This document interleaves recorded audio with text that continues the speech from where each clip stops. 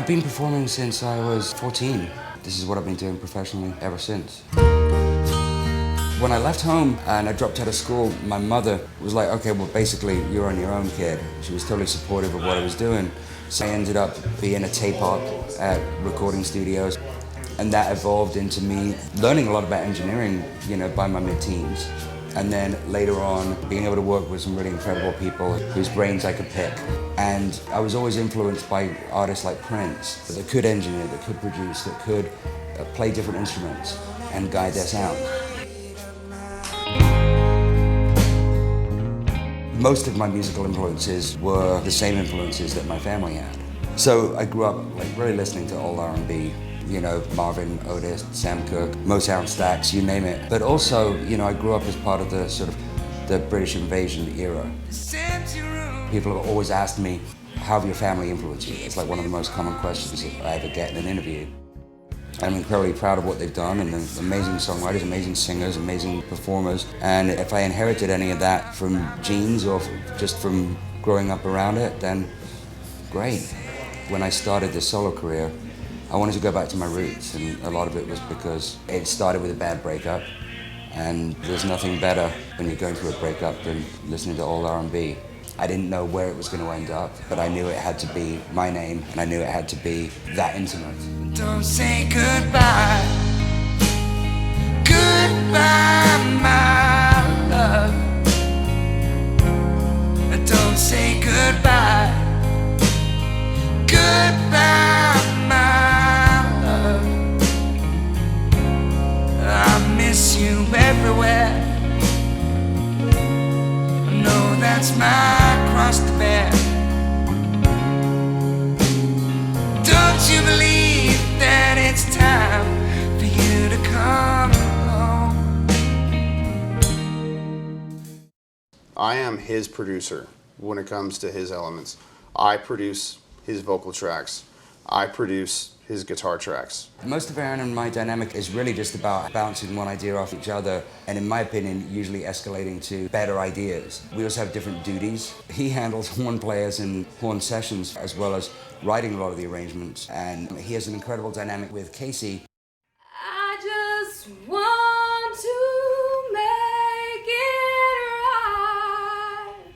Working with Casey makes me feel brilliant because I can't sing in her range, but I'll come up with ideas that I would like her to try out. So I'll do my best to falsetto it up to her voice. Show me what you want me to do, and then I'll do something better. You'll do that. I'm kidding. Certainly hope so. Somebody's gonna get hurt. Somebody's gonna get hurt. Right? I get it. You don't have to sing anymore. She knows exactly what it is I'm looking for as soon as it comes out of my mouth. If for no other reason other than she hates listening to me sing. You want me to do it again? You want me to do 3 more times? No, I think you could. I think you're good. I think I got you. All right.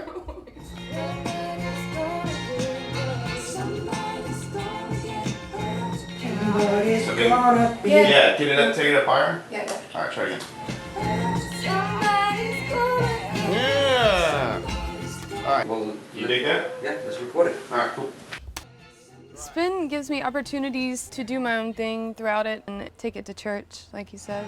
Somebody's gonna get hurt. Yeah. Yeah, that's it. Yay! I actually just had a really cool idea. Baby,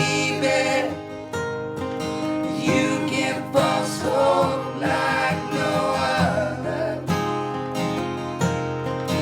Took me a while to discover. Just can't believe it, baby.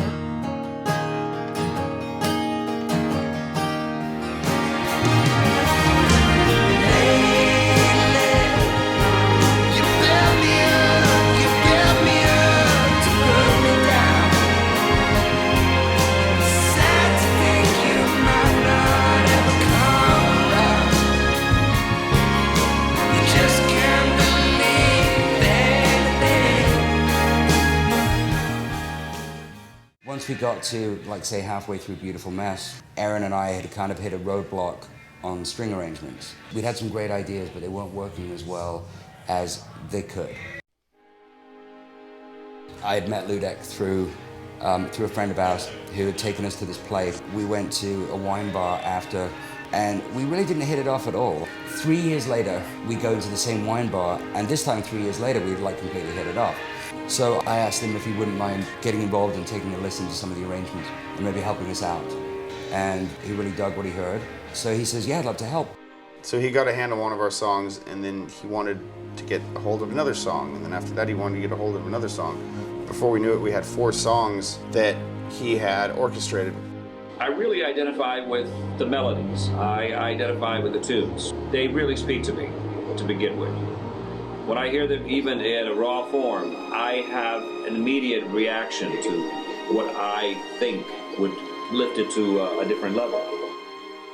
And then he's like, well, how would you feel about recording with the Czech National Symphony? Next thing you know, we're in Prague and we're recording with 40, 50-piece orchestra in their studio, and I don't really know how any of that happened. I think everything that I do with the orchestra is very cinematic to begin with. That's part of what I think made these songs come out the way they came out, because they have that kind of a cinematic feel. When we finally added the orchestra, it just really brought it to a special level. It was a lot of fun to record. It's been a lot of fun for me to listen to. We just ended up having a perfectly great time during the entire process, and we came up with a fantastic project. We'd had so many beautiful things happen during this process, like working with the Czech National Symphony and having friends of ours come in and do favors and playing horns or keys. In my opinion, we had to go to the best. We had the opportunity to take the record to Bernie Grunman, who had mastered all of our favorite, not just R&B records, but most of our favorite records, period. Bernie Grunman is a legendary mastering engineer. He was the head of mastering at A&M throughout the 70s, and all of the Michael Jackson records with Quincy Jones and Purple Rain. If there is anyone who can understand this music and complete the process, it's Bernie Grunman. I think the record sounds fucking great. Hey World, it's something that grabbed me from the first moment. I like the lyric content. Hey world, can you hear me?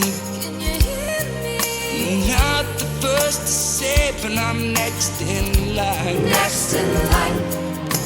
Religious genocide. For the first time, Spencer had brought me a song that didn't just affect him personally, it affected everybody personally. It was such an emotional moment for me. That was the first time I had heard Spencer write something that wasn't addressing his grief, but addressing everybody. Hate crime, where's morality? Don't know, man. You're just a cold world. You're such a cold, cold world. Too bad, little baby. The live show is definitely modeled after the old 50s, 60s R&B model. Oftentimes the band would get started on stage and warm up the crowd before the artist would come on stage. There's the ensemble and there's the artist, and the ensemble is a frame and a backdrop to the artist. Recreating the records live actually ended up being surprisingly a lot easier than I thought it would be. You know, we're generally talking about 12 to 15 people on stage. We obviously don't use an orchestra, but because we are using real strings and real horns, you know, it has to be a really tight ship. And that's where Aaron comes in as musical director and makes sure that everyone is well rehearsed and is in the right place and that the dynamic is there. It works amazingly, but it wouldn't have worked without having people like Ludek Drizhal be having the sort of genius ability to scale down an arrangement for the Czech Symphony for a cellist and a violin player only. It sounds huge live. Spencer is a really good way of depicting exactly what he's feeling in the words and in the music all together. The melody is so beautifully intertwined with the words. It's just the perfect combination. So sorry for the times you thought you were second place. Didn't mean to.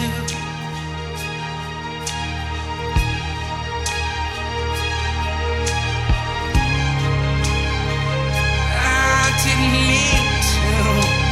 There's gonna be water.